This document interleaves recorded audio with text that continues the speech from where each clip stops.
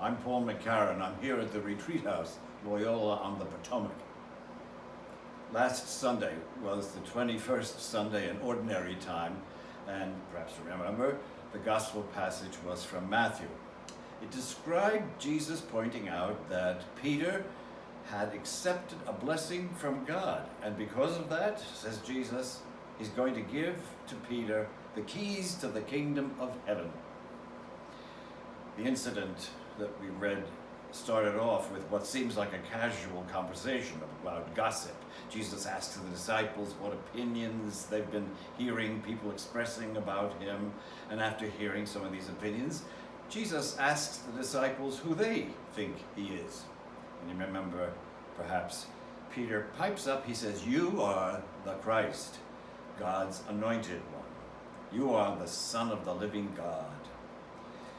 Jesus calls Peter blessed because he's been opening himself to an inspiration from God.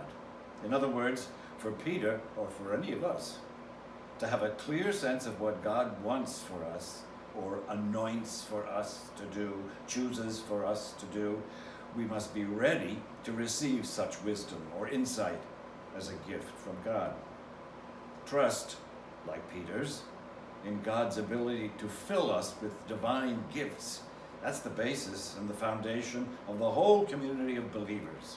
It's upon that rock or foundation, says Jesus, that he's going to build up this community of believers called the church.